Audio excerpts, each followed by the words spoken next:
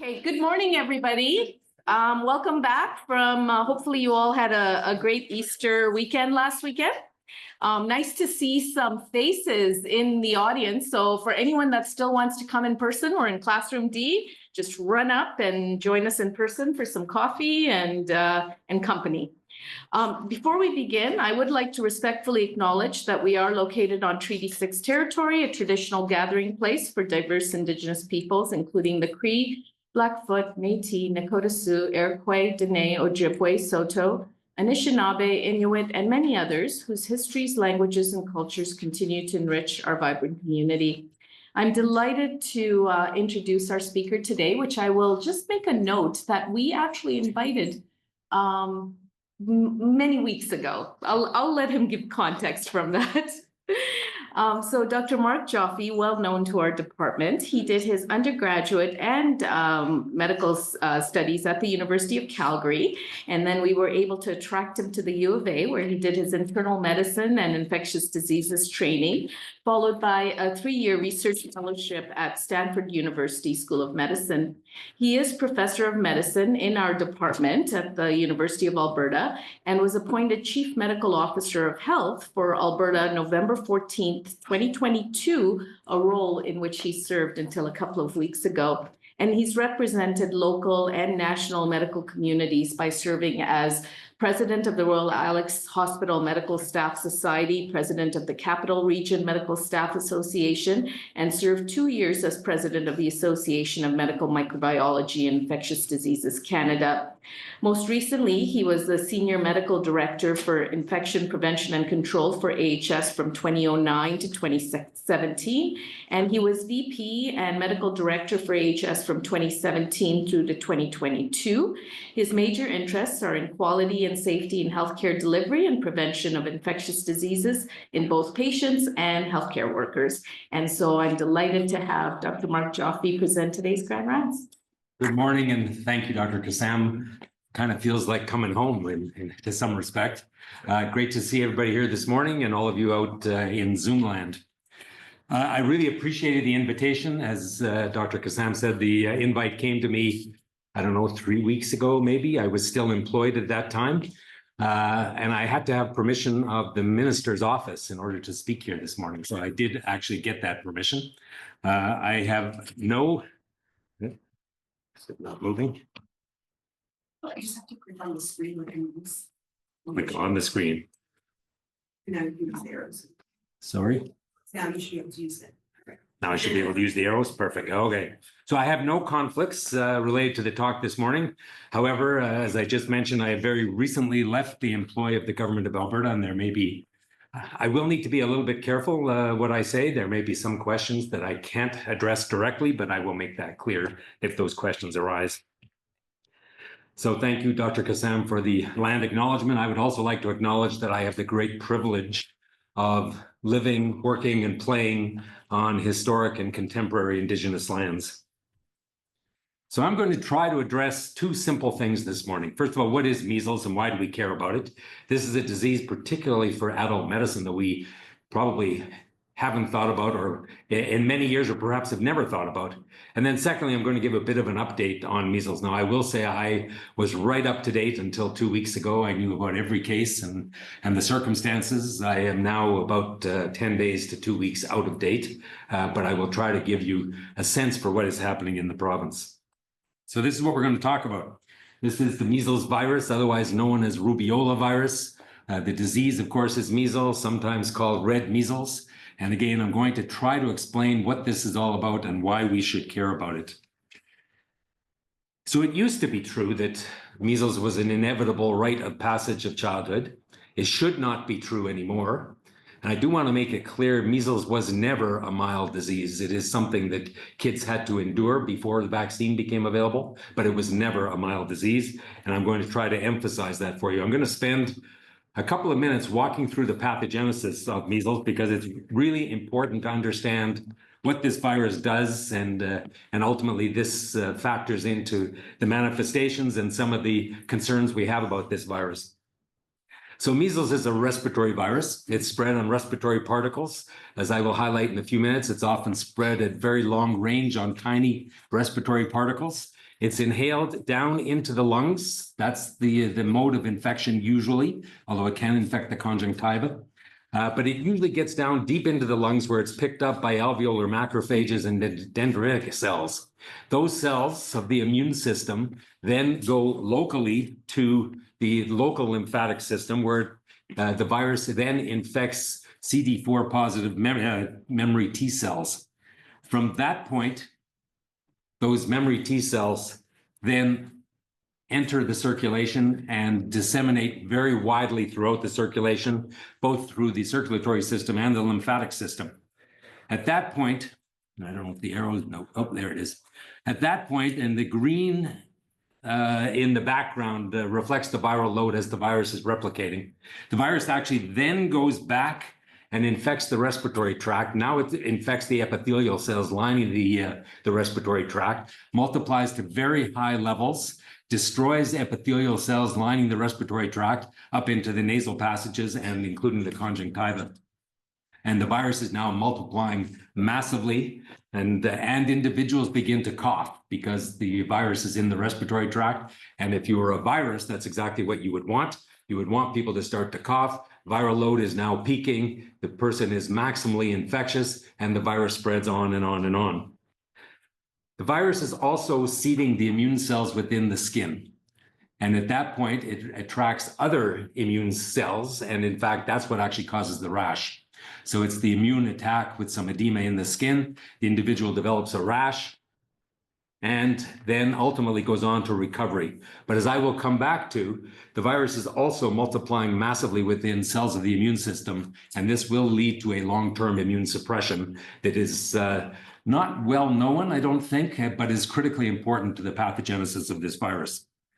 So if we now look at the same pathogenesis, so the same model I just showed you, and look at the time frames, the incubation period from measles, the time from inhaling the virus to the onset of prodromal symptoms is about 10 days. There's a range, but on average, it's about 10 days. And then 3 or 4 days later, the individual will develop the rash. So again, time from inhaling the virus to developing the rash is about 14 days on average, though it can be out to 21 days. And the period of communicability, if you look at that peaking green viral load in the background there, it begins just as the prodrome is starting, really 1 day before the prodrome, until about 4 days after the rash appears. That's the period of maximal communicability. And this is what measles looks like. So again, incubation period of about 10 days, onset of fever that can be quite high, up to 41 degrees, and then the 3 C's, conjunctivitis, coryza as it impacts the nasal mucosa, and cough because it's affecting the respiratory tract.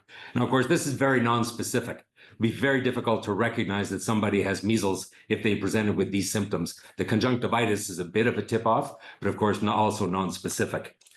But in the setting that we're in now, where you know that people may have been exposed, or if they've just come back from travel and they're non-immunized, if they have these 3 C's, any combination of these C's, at least you can think about it. And then you look in the mouth, and if they happen to have these spots, they're sort of whitish, bluish specks, classically on a red background. These are called Koplik spots. About 70% of patients will develop this. And this is said to be pathognomonic, although there's some doubt about that. But it could be considered pathognomonic if you see these in an individual who's got fever and conjunctivitis or coryza or cough. That's a tip-off for sure. This is another example. Lots and lots of Koplik spots, blue-white speckles on a red background. So all this is happening before the rash develops. Then the rash appears. This is a 4-month-old who happened to visit Disneyland with his parents in 2015, when there was a large outbreak for which Disneyland was the source. You can see that there's a rash just barely visible on this child's head. The classic rash of measles begins behind the ears, or certainly on the head, and then spreads down. And now you can see the rash is a little more developed in the right-hand side. And this is the full-blown measles rash. Again, described as a morbilliform, which really means measles-like, doesn't tell you anything. Widespread maculopapular blanching erythematous rash, becomes confluent. It's a bit confluent in parts of the face. Then it spreads down and out to the extremities. So on the trunk, again, the measles or morbilliform-like rash, perhaps seen a little bit better here and now becoming confluent. Now, the media loves this picture. In fact, I just saw it last night again as they were talking about measles. This is probably not measles. Classic measles, in fact, tends to spare the palms and soles, but they just love showing this as pretty dramatic. How do you make a diagnosis of measles? It's pretty straightforward if you think about it, and APL has put out lots of recent information about diagnosing measles, but you collect ideally 2 specimens for nucleic acid testing. So ideally a urine specimen and nasopharyngeal swab. A throat swab is acceptable as well. And as well, you send off serum for measles IgM and IgG. So again, the diagnosis is pretty straightforward as long as you think about it. And typical uncomplicated disease, again, it's not a mild disease. It's a miserable disease that goes on for a miserable 7 to 10 days and then resolves. And most recover and get better and move on with their lives, but sadly, some don't. And what I want to emphasize is the rash that we see is just a reflection that that virus is absolutely everywhere. So it's seeding the brain, it's seeding the middle ear, it's seeding the lungs, and it's seeding the intestinal tract as well as other organs. And the complications that we see because of measles are a reflection of this. So this is a 1-year-old child that returned from travel with his family, returned from Africa and developed measles a few years ago and was admitted to hospital with measles pneumonia, which is one of the more common complications in about 5 to 10% of children with measles. In the developing world, in the setting of food insecurity or malnutrition, diarrhea becomes a major issue. Diarrhea followed by dehydration becomes a major issue, and in fact is often the cause of death in children in the developing world. But of course, one of the adverse effects that we're most concerned about is measles encephalitis. This is not common. It's about 1 or 2 per 1,000, but certainly is one of the adverse effects that we're most concerned about. And the children's author Roald Dahl, who wrote a number of very famous children's books some years ago, described his 7-year-old daughter, Olivia, who died of measles encephalitis. This was 1962. It's before vaccine became available, but his description is perfect and I think helps you to remember what this disease is all about. Olivia, my eldest daughter, caught measles when she was 7 years old. As the illness took its usual course, I can remember reading to her often in bed and not feeling particularly alarmed about it. Then one morning, when she was well on the road to recovery, I was sitting on her bed showing her how to fashion little animals out of colored pipe cleaners. And when it came to her turn to make one herself, I noticed that her fingers and her mind were not working together, and she couldn't do anything. "Are you feeling all right?" I asked her. "I feel all sleepy," she said. In an hour, she was unconscious. In 12 hours, she was dead. Roald Dahl wrote this as part of a letter in 1986 in the UK, trying to convince parents who at that point were vehemently against receiving MMR vaccine for their kids. He wrote this in 1986, trying to convince parents in the UK to get their kids immunized. So measles can be a very serious disease. Up to 25% historically of individuals with measles would be admitted to hospital. In the current outbreaks, we're seeing between 10 and 20% are admitted to hospital. 1 to 2 out of 1,000 with measles will develop measles encephalitis, and somewhere between 1 to 3 out of 1,000 with measles will die directly as a result of the measles infection. There's a delayed reaction called subacute sclerosing panencephalitis. I've seen this once in my career. In fact, I was a 2nd-year medical resident here on a neurology rotation, and the neurologist brought in an outpatient for us to see. It was a 15-year-old boy whose parents had noted that his behavior was changing somewhat, and then he was starting to develop some cognitive dysfunction, and in fact, he had forgotten how to dress himself. And that was his presenting complaint, or at least his parents' presenting complaint. I only saw him once, but the course of SSPE is inevitable death. And so that would have been his outcome without question. We used to think this was an extraordinarily rare complication of measles, but in fact, it's probably a little more common than we thought.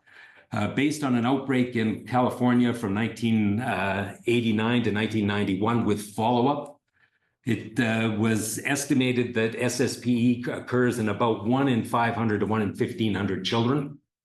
and seems to be more common in the younger that an individual has their measles infection. So if an individual is infected under the age of 1, the risk is a little bit higher than if they're infected at age 5, for example. So it probably is a little more common than we thought. And again, with the measles outbreaks that are occurring, all kinds of stuff comes to my email, and including this one. This was a letter from a woman. If you're interested in reading about what SPE is all about, there's a woman named Erica Finkelstein Parker. If you just put that name into your browser, it'll come up, and she describes how her 7-year-old daughter died of SSPE with progressive loss of coordination, loss of muscle control, then on to seizures, coma, and ultimately death at age 7. Very dramatic. So this is partly why we're concerned about measles. Measles is a bad acute disease. It leads to complications in about 30%. Otitis media is common. I haven't really mentioned it yet. May lead to deafness. There's a 10 to 20% hospitalization rate in our current outbreaks. It can lead to severe diarrhea and dehydration, particularly in young infants. Leads to pneumonia in 5 to 10%. Encephalitis, as I said, 1 or 2 per thousand, and SSPE probably about the same number, and ultimately death in 1 to 3 per thousand. A lot of numbers I've just thrown at you, but let me maybe summarize this a little bit with this slide. This slide actually was sent to me by somebody from Alberta Health many years ago, looking at vaccine preventable diseases in the decade of the 1950s compared to the early 2000s. And the bottom line that I want to emphasize is that in the 1950s, pre-measles vaccine, Alberta had 9 or 10 deaths per year in children, almost always in children, from measles. Now, if we fast forward, if we looked at Alberta's population today, if we were not immunized today, we would expect to see about 45 or 50 deaths from measles every year, again, without immunization.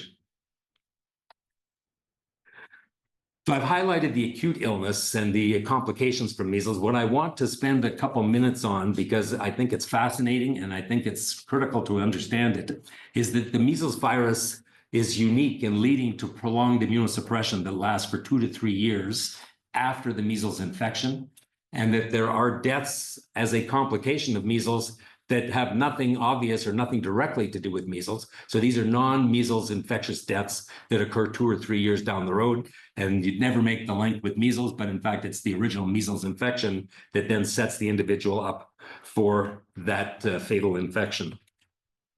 We've known for a long time, and Richard will know this for sure, and Stan, that there's been an interaction between measles and tuberculosis. That's been known for a long time. So in parts of the world where TB is endemic, and that of course is most of the world, it was recognized that children who had a positive tuberculin skin test after having a measles infection, their positive tuberculin skin test would revert to negative, which was a reflection that their T-cell mediated immunity was not functioning properly. And of course, some of those children would go on to develop active tuberculosis and die from it. This was a landmark study published in Science in 2015 that looked at the immunosuppression that follows measles infection.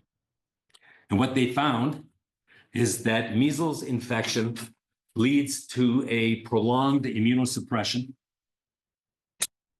that lasts 2 to 3 years. The study is fascinating. I highly recommend you go and have a look at it if you're interested in looking at the details. But what we're looking at here, this is just one of the figures from the study. We're looking at the incidence of measles in these hatched lines over time. And it goes, this is England and Wales from 1955 to 1975, and then the US from 1945 to 1970. So this encompasses the pre-vaccine era and then when vaccine was introduced.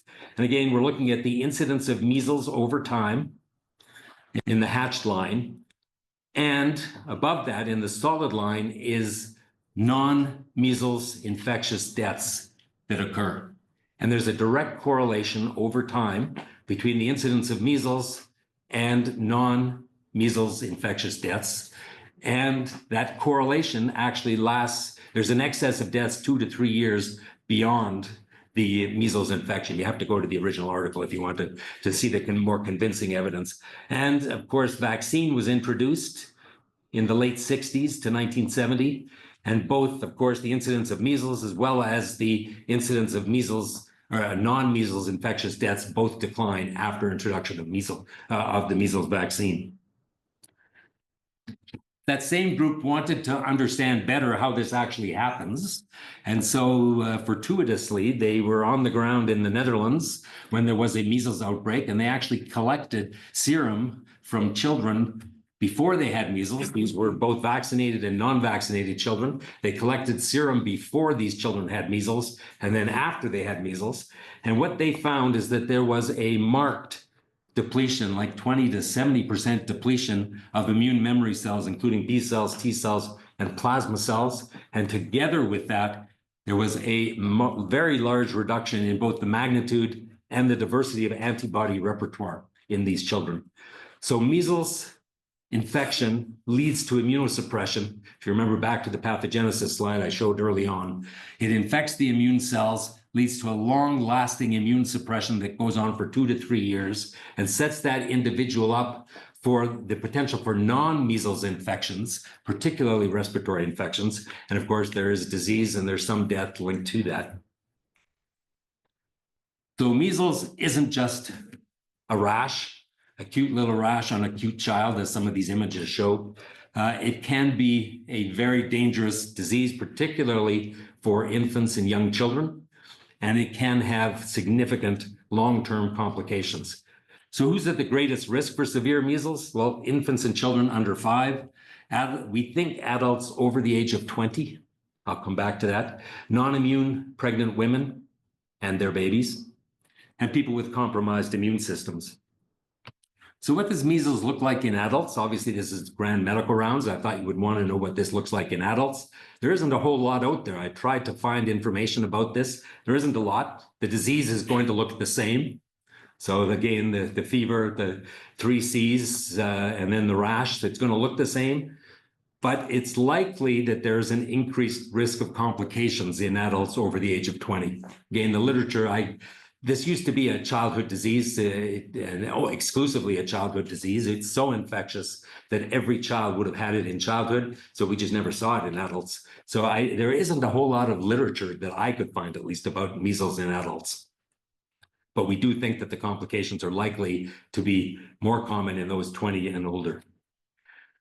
Clinical management is pretty straightforward. There is no treatment for measles. There is no antiviral that works. We can offer post-exposure vaccine if you catch the individual within 3 days of exposure. That's pretty tough. We offer immune globulin within 6 days of exposure to those who are particularly immune suppressed or pregnant. We can address the secondary issues like dehydration, otitis media, secondary bacterial infections as they occur, and we can offer vitamin A. So in those with food insecurity or who are malnourished, there is evidence that 2 doses of vitamin A, 2 doses, 24 hours apart, can reduce complications and deaths from measles. And the current recommendation is children who are admitted to hospital with measles should get 2 doses of vitamin A, although how much of a difference that makes in the absence of food insecurity isn't clear. Public health management, again, in a nutshell, we try to identify cases. Cases are then isolated during the period that they're most infectious, which is 4 days before the rash to 4 days after the rash. We try to identify contacts of those individuals, really close contacts, so individuals who are living with them, and more remote contacts, anybody who has shared airspace with that individual within 2 hours is considered exposed. We try to get lists of anybody who's been exposed. We try to assess them for immunity. Specifically, do they have records of immunization? If they don't, again, we can try to offer them post-exposure vaccine if we can get them quickly enough. And then ultimately, they need to quarantine between day 5 and day 21, because that is the incubation period and the time when they may become infectious and could spread to other people. Obviously, I'm going to just highlight this as a massive challenge. First of all, trying to track everybody down, and then trying to convince people that they need to stay home and not go anywhere for 5 to 21 days. On a global level, measles is a critically important disease. Historically, it used to cause, before 1980, 2 to 6 million deaths per year, again, mostly in young children. WHO recently published the 2023 experience, and there is an upsurge globally in measles in 2023 that obviously continues right to the present time. And it was estimated in 2023 there were a little over 100,000 deaths globally from measles still occurring, and again, mostly in young children. Measles, of all of the infectious diseases we know about, is probably the most infectious. As I mentioned earlier, it's transmitted on respiratory particles, including small particles that can travel very long distances. The reproductive rate of measles is 12 to 18, which means each individual with measles in a setting where people are not immunized is going to shed and infect 12 to 18 other people. Now, we can compare that to influenza, which has a reproductive rate of about 3. So each person with influenza will infect 3 others. We can think back to COVID. In the early days of COVID, the reproductive rate was probably 2 to 3. For Omicron virus was more infectious, maybe 5 to 7. Chickenpox is a highly infectious virus, reproductive rate somewhere between 4 and 8 probably. So again, measles is 12 to 18 and it's probably the most infectious of all of the infectious diseases. Let me tell you a little story that will highlight just how infectious measles is. So this is the Metrodome. It used to be the football stadium in Minneapolis, Minnesota, until that roof collapsed with a big snowfall. But in 1991, the Special Olympics occurred in Minneapolis, and the opening ceremonies happened in this big stadium, and it would have been full like it is here. And as it happens, there was a 12-year-old Special Olympic athlete from Argentina who marched in the opening ceremonies. And retrospectively, he marched with measles. It wasn't recognized at the time. He was clearly unwell. He was probably prodromal, highly infectious, didn't have the rash, or it would have been easily recognizable. He marched in the opening ceremonies. That led to 16 infections directly in people who were affiliated with the opening ceremonies, and then an outbreak in the US of over 25 people. But the point I wanted to make is that of the 16 people who were infected in the stadium that night, 2 of them were sitting in the upper balcony, way up in the upper deck here. There were 2 adults, unimmunized adults, sitting in the upper deck who were infected with measles from this 12-year-old who marched around in the lower bowl. So that just gives you a sense for how infectious measles is. Again, it was a detailed investigation. There was no other potential source for those 2 adults for measles other than the event that they attended with the Special Olympics. Again, measles travels on small little respiratory particles with wafting air currents that got up to the upper deck, and these 2 individuals developed measles. Again, it's just an example of how infectious measles is. So for a virus that is that infectious, there's only one way to actually deal with it and prevent it, and that's vaccine. So here we're looking at the incidence of measles, or at least the number of cases of measles per year from 1924 to 1958 in Canada. And you can see we used to have a lot of measles. I've just picked out the highest number there was over 83,000 in whatever year that was, 1935 or so. But we had measles every year. And if you look carefully, it was bad every 2 to 3 years. So that's what measles used to look like. And then vaccine was developed in the 1960s. And by the end of the 1960s, and for sure into the early 1970s, we had access to good vaccines that could prevent measles.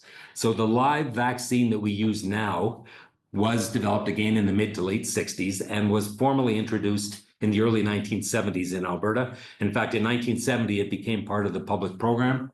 And it took a few years, of course, to roll it out to try to get everyone immunized. And you can see that overall, with introduction of vaccine, there's a 99% reduction in how much measles we saw. And so it gradually comes down. At the time, measles vaccine consisted of a single dose. And then in 1995, there was an outbreak in Canada that consisted of 2,362 cases of measles. And we learned at that point that a single dose of measles vaccine was not sufficient. A single dose provides somewhere between 85 to 93% protection. but that's not good enough to prevent outbreaks. And so a second dose of measles vaccine was introduced. And beyond 1995, you can see, for the most part, there are very, very few cases of measles in Canada, or have been since that time. There was an outbreak of 752 cases in 2011, but for the most part, introduction of 2 doses of vaccine has eliminated measles in Canada. And in fact, officially, Canada eliminated measles in 1998. So this vaccine is now over 55 years old. There have been hundreds of millions of doses provided, and we understand the vaccine very well. It is a very safe vaccine, but of course, there's no vaccine or drug that has 0 side effects. And so this came from a New England Journal article 5 years ago, summarizes the risk of adverse effects following natural infection with measles compared to the risk of adverse effects following vaccination. Of course, as with any vaccine, there is a small risk of anaphylaxis, as there is with this vaccine. The only side effect that's actually more common with the vaccine than with natural measles is thrombocytopenia that occurs in about 1 to 30,000 people. And it does require medical follow-up. It ultimately usually resolves on its own, but definitely does require some medical follow-up. So again, the vaccine is safe and it certainly works to prevent measles. So what about that thing that I know you've all heard about, and that's autism? I'm actually going to spend a few minutes talking about autism and measles. I think the story is really important, and this is a story that just doesn't go away. So here's the start of it all. This was an early report. Again, let me emphasize, it was an early report in The Lancet in 1998, published by Andrew Wakefield and 12 other authors. And it was called Ileal Lymphoid Nodular Hyperplasia, Non-Specific Colitis, and Pervasive Developmental Disorder in Children. That was the title of the article. Again, a preliminary article. This was a study of 12 children, 8 of whom were thought maybe to have neurodevelopmental disorder linked to MMR vaccine. And you can't read it, but if you look in the findings, it says, onset of behavioral symptoms was associated by the parents with MMR vaccine in 8 out of the 12 children. So the parents thought maybe MMR triggered neurodevelopmental disorders in their children, and that somehow actually made it into the Lancet. Now, so that study has had massive impact. I shouldn't really even call it a study. That hypothesis, maybe I'll call it, has had massive impact, as you're all aware, and I will come back to. So that's, again, that hypothesis got lots of attention. What didn't get much attention is the editorial that accompanied that article in the same issue of the Lancet. So here's the hypothesis, and again, this comes from the editorial. The hypothesis was that MMR vaccine maybe causes gut damage, gut becomes leaky, and somehow that then leads on to neurological damage. So that's the idea. Now, Wakefield in this article did not report vaccine virus in bowel. You would have expected, as part of that hypothesis, you should demonstrate that there's actually vaccine virus in bowel. He didn't do that in this article. He had done that in some previous work that he had done. However, nobody could replicate that finding. In other words, getting measles, live attenuated measles vaccine, leading to measles in gut, causing a leaky gut. Wakefield had shown that, but nobody else could replicate it. Of course, there was selection bias. This was not a population-based study. They handpicked children to be part of this study, as I will come back to in a moment. And there was recall bias because it was totally based on whether the parents thought that the MMR vaccine may have caused symptoms in their children, and what was the timing. And again, I'll come back to that in a moment. So here's the bottom line in the editorial that accompanied that study. Without an effective and credible system for detection of vaccine-associated adverse effects to distinguish causal reactions from coincidental reactions, vaccine safety concerns will snowball into societal tragedies when the media and the public confuse association with causality and shun immunization. Passion would then conquer reason and facts. Boy, did that ever predict what was going to happen. Following that, there were numerous high quality studies, population based, that looked for links between MMR vaccine and autism. And long story short, none of them could demonstrate that there was any association. The one at the bottom is actually a study from Japan where they stopped using MMR completely, at least in parts of Japan, and then monitored for autism, and there was no change in autism rates after they stopped using MMR vaccine. So the outcome of all of this, ultimately in 2004, 10 of the 12 authors on that original Lancet paper withdrew it and retracted and said, oops, take our names away. We don't want to be part of this. The Lancet took another 6 years before it finally retracted the study. And the retraction says several elements of the 1998 paper are incorrect. And of course, the study was retracted. But that's not the end of the story. The British Medical Journal then went on and they had an investigative reporter look into this. And they found that this wasn't just bad science, shoddy science, unethical science. This was actually fraud.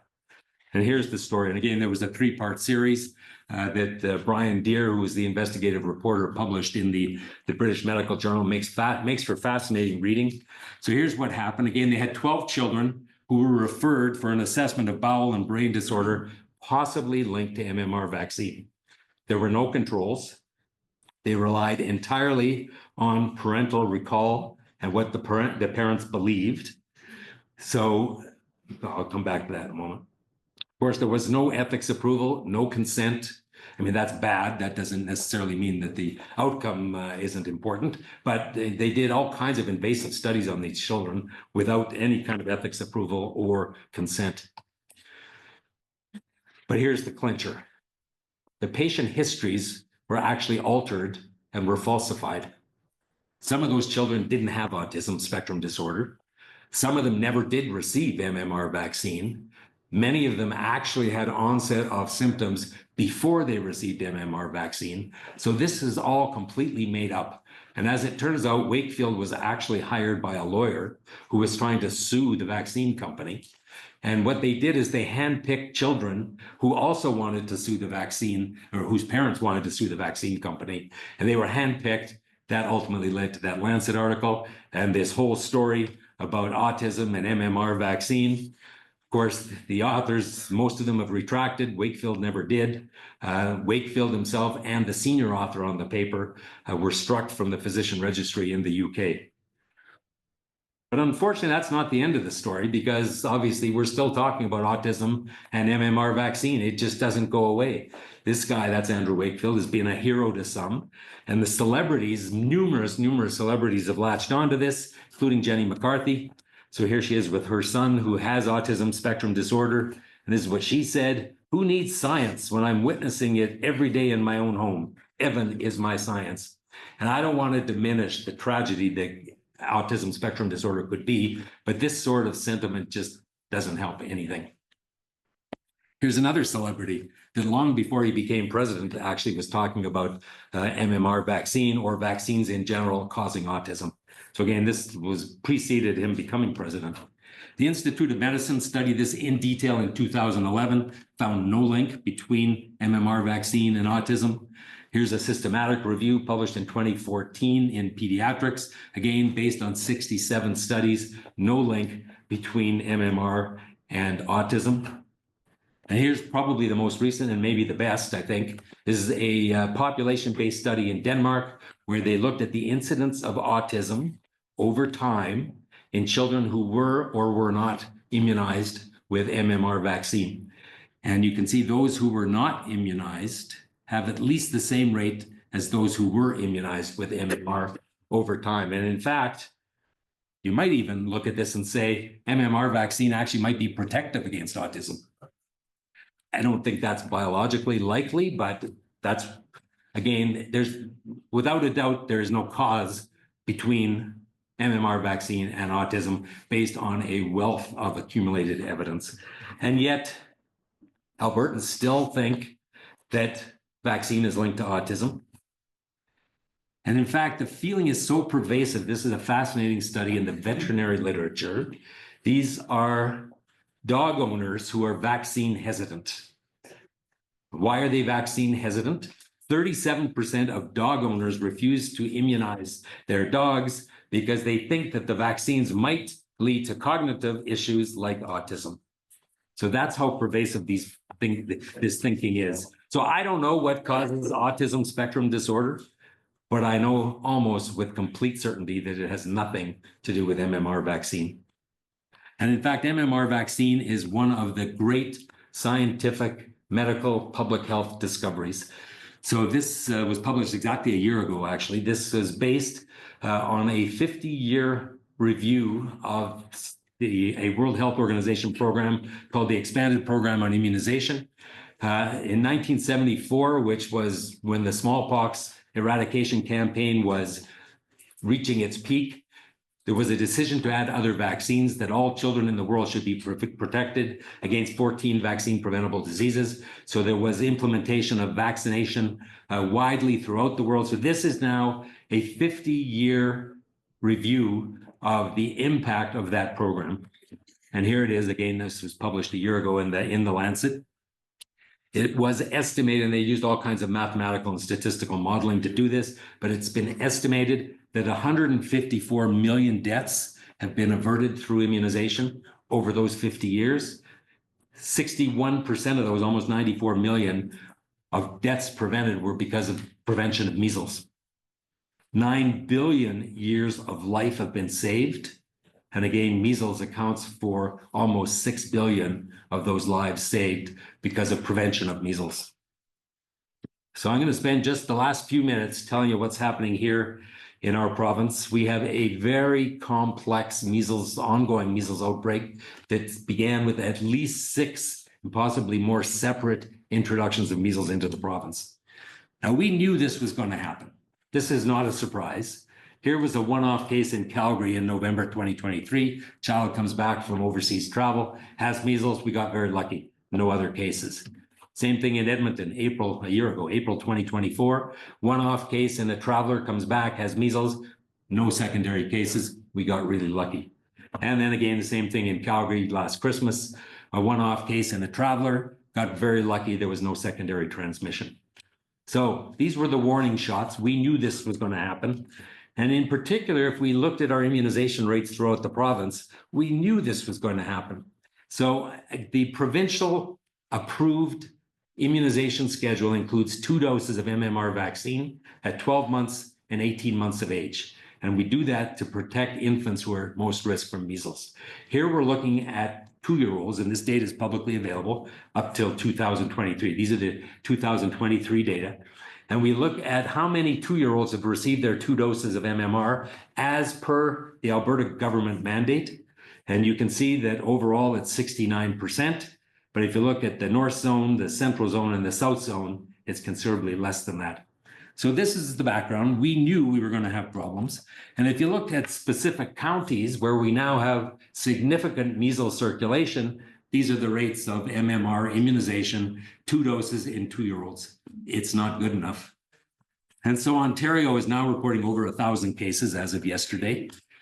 And of course, there's a massive outbreak happening in Texas and other nearby states. And so it wasn't a surprise that we were going to be seeing measles here. And so this is a whole lot of work summarized in one slide.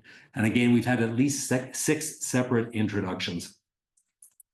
So the initial cluster in the North Zone that was reported was actually linked to an international traveler who was in Edmonton, led to secondary cases up north. Benita Lee did all the detective work to sort that one out. There was another cluster in Edmonton linked to international travel that came back. Then we had a couple of families come back from a wedding in Ontario to Calgary, and those families developed measles. Then we had a relative come from Ontario to visit southern Alberta, their family, and there were 4 or 5 cases subsequently linked in that family to their relative who had come from Ontario. And we've had at least 2 children who have returned with their families from 3 months in Mexico up through Texas and then up into southern Alberta, who also brought measles back with them. So at least 6 separate introductions. There's a very large outbreak that you're reading about going on in the Central Zone, and exactly how and where that started, I could speculate, but we don't know for sure. So this was as of a couple of days ago. Yesterday, we're up to 129 cases. This is the epidemic curve, number of cases per day over time. First case was February 13th. And again, it takes us up to yesterday. The total was 129. This epidemic curve shows that there were a few cases initially early on, and now it's just taking off, which is exactly what you'd expect. So congratulations, Alberta. We now have the largest outbreak that we've seen in this century. So again, this was 2 days ago when I submitted these slides. We're up to 129 cases. So we exceed the outbreak of 123 cases that occurred in the year 2000. There were 2 other smaller outbreaks that took intensive effort to deal with in the mid 2010s. So 44 cases in 2013, 29 cases in 2014. I don't know where that line is going to end up, but clearly we're way exceeding where the biggest outbreak we've had in this century. Where are these cases occurring? Again, this is as of 2 days ago. There were, I think, 7 new cases reported yesterday. They're mostly in the North Zone, but in particular in the Central Zone and the South Zone. And again, the 7 cases yesterday were in the Central Zone and the South Zone. What age groups? This is kind of the disappointing thing to me. This is a school age outbreak and younger. So we are seeing it mostly in 5 to 17-year-olds. So school age should have been immunized, and also younger, also most of them should have been immunized. When you look at the immunization status, this is from the Alberta Health website that's freely available to anybody who wants to look at it. This is as of April the 12th. They hadn't updated, although they did just yesterday. But the message is basically the same. 90% of individuals being diagnosed with measles are unimmunized. And another 8% have just had 1 dose instead of 2. So as long as there is measles in the world, we will see measles introduced into Canada. That's unavoidable. Of course, as Canadians, we have an obligation to try to help with measles elimination in other places. But ultimately, as long as there's measles elsewhere, there will be measles in Canada. But what measles elimination means is that if it's introduced into Canada, it should not be able to continue to spread. And of course, that's what we're seeing now. The official definition is you should not have ongoing spread for more than a year. The Ontario outbreak began, I forget exactly when, but we're going to be getting close to a year soon. Canada is at risk of losing its measles elimination status. So let me finish up by saying what is needed. We need leadership at all levels. I probably can't say a whole lot more about that, but we need a whole lot more leadership. We need to ensure access to publicly funded vaccine. We need clear, unambiguous messaging about immunizations. We need to combat complacency. People have forgotten what measles is all about. In fact, when you look also on the Alberta Health website, you can see that the number of measles doses that have been given since this outbreak began, it's taking off. So people out there are some, not all, but people are getting their immunizations. It just took this outbreak to convince them to go out and get them. Of course, we could have prevented all this had they gotten them in the first place. So we need to continue to combat complacency. And we need to do the really hard work, which is meeting people where they're at, helping them understand what these vaccines are, that they don't cause autism, and in a language and culturally appropriate way, help them to understand that we're trying to protect their children. So over the last 45, 50 minutes, I have tried to convince you that measles is important. We should care about it. And I've tried to provide a bit of an update on what's happening in the province. So the title of my talk was Who Let the Measles In? And as I thought about it, I think the answer to that is we all did. We all let measles in one way or another. I think there has been a complete failure of leadership at all levels, and there's public complacency. And then I started to think about it. You know, we have some really big events coming up in Alberta in June. The G7 is meeting here. There's a huge international Rotary meeting. The World Petroleum Conference, whatever it's called, is going to be in Calgary. So huge meetings of people coming. And Alberta is on the map. You know, we've got a raging measles outbreak. And so I was trying to think, how are we going to market this? You know, this is This is challenging. How are we gonna, what are we gonna say about it? And then it occurred to me, here's a new slogan for the province. Now bear with me. You ready? Alberta, come for the hospitality, stay for the quarantine. Thank you.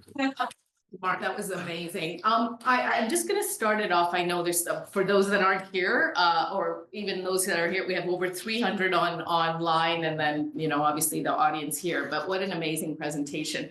Can you just comment very quickly on, you've emphasized the school-age children and the fact that, 80%, 90% protection with 2 doses. I think there are still, particularly given that this is adult medicine grand rounds. What is the risk of waning immunity for those of us that have had our 2 doses, whatever years ago? What do we advise our patients that ask us about 3rd doses and so on? Yeah, really good question. Depends who you ask. If you ask our FK Junior, he'll tell you that your immunity wanes, and I think he's saying 5% per year. I probably shouldn't have mentioned that number. I mean, there's no basis to that. He's just making it up.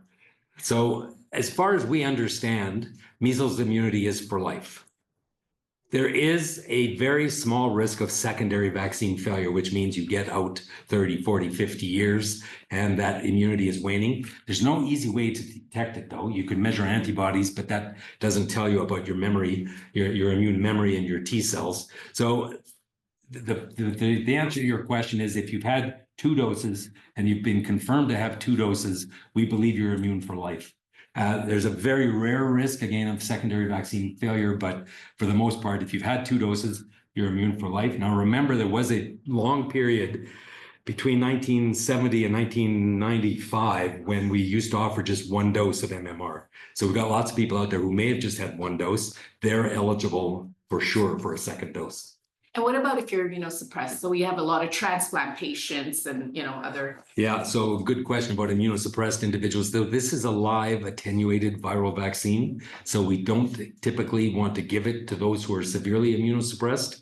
And again, what is immunosuppressed? There's a big difference between 5 milligrams of prednisone per day versus someone who's had a lung or liver transplant and is extremely immunosuppressed. But in general, we don't give the vaccine to those who are immune suppressed, which is all the more reason why it's important that 95% of the population be immunized to protect those 5%. And I'm just making that number up, but whatever that small percent is that can't be immunized. And again, we need to be at 95% in order to 95% immunization rate in the community is what you need to prevent measles outbreaks. Thank you. I think I saw, yeah, Peter. Thank you, Mark. That's fantastic talk. Really appreciate it. What about the cancellation of US aid? I suspect you're going to get a major impact globally on measles, plus AIDS and TB and all the others, but measles, I've never thought about that. Maybe just repeat. Yeah, thanks, Peter. I was actually going to mention that, but forgot. And I didn't want to get too much into politics, but the question was about, what about canceling of funding through USAIDs and Gavi and other programs that the US government used to contribute significant funding towards? And it's, I can't keep track from day to day of what they've canceled, what they haven't canceled. They've absolutely talked about, first of all, they're not supporting the World Health Organization anymore, and there will be cancellation of all kinds of programs. So these are exactly the sorts of programs we're worried about. Again, that Lancet study that showed the impact of the expanded program on immunization, the US would have been huge funders of that entire program. And if they withdraw that, the simple reality is we won't be providing vaccines for vaccine preventable illnesses throughout the world anymore. And now we're going to see more measles. We're going to see more of the other vaccine preventable diseases. Where this is going to go, I don't know. Again, that's a political issue that is really tough to keep track of. Yeah. Thank you very much, Mark. Great lecture. I had a front row seat when I was in the Congo for 4 years. And for the first year, internists cross-covered the pediatrics ward. Every time I was on call, I watched in dismay numbers of children dying of measles. Then a citywide vaccination campaign was undertaken and emptied out our pediatric wards to the point where there were empty beds. And then very tragically, shortly before I left, the whole vaccine program altered for corruption, etc. And the pediatrics ward filled up again with dying patients. So that's a preview of what this move with USAID will do worldwide. Thanks for those comments, Arnie. Arnie was speaking to the interaction between politics and health in the Congo, real life situation where measles used to fill up pediatric wards. And then vaccine became available and the wards were emptied. And then through political changes, vaccine was no longer available and the wards filled up again. And this is probably a premonition of what we're about to see as we stop providing vaccines throughout the developing world. Yeah, Joe. So if the government of Alberta actually wanted your opinion, what would you tell them to do today? Well, I would tell them exactly what I've just said and let me say, I have to be a little careful what I say about this, but we did have these conversations. We had these conversations a year ago. As we had some one-off cases of measles. We knew what our immunization rates were, and we talked about the need to get some information out there. I mean, I think the first step is we need to be sure that Albertans actually understand what measles is and what we can do to prevent it. And it's not just measles, it's other vaccine preventable diseases. But, MMR, has, unfortunately, because of Wakefield, has a special challenge with it. And so we need to get out, we need to explain what is this disease, what are we trying to prevent, what is this vaccine? And we also need to do it in a way that people will understand, because we have large portions of our population who are not reading the government website. They're not following the social media tweets that our government is putting out. And we need to meet them and explain in their language and in a way that they can understand. And we need to work with faith leaders and community leaders, cultural leaders who have big influence. These are the influencers. These are the original influencers. They have big influence on their population, on the communities that they work with. And, I'm not aware of any culture or religion that actually promotes disease and death in children.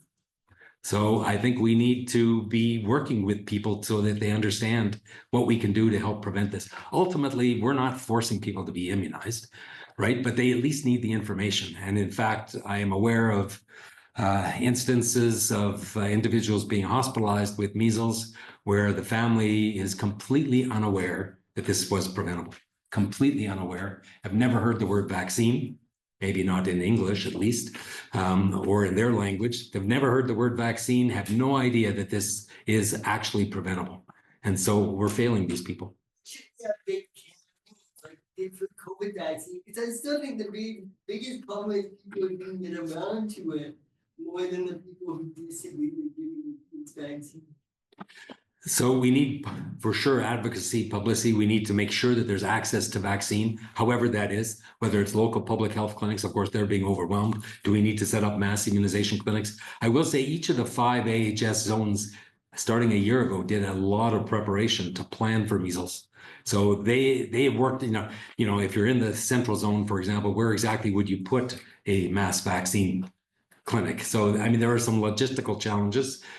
Ultimately, we need to ensure access. I can tell you immunization rates in the far north where we had an outbreak were poor, but that's because those communities were evacuated 3 times for wildfires in the last couple of years, and their vaccine schedules were completely disrupted. So we need to ensure access, however we do that. So I got to see a case of measles with my former mentor, Dr. Stan Houston, back when I was a resident, and I'll give him the last question. Okay, well, let's talk about something controversial. What about mandatory vaccine for school entry in Alberta?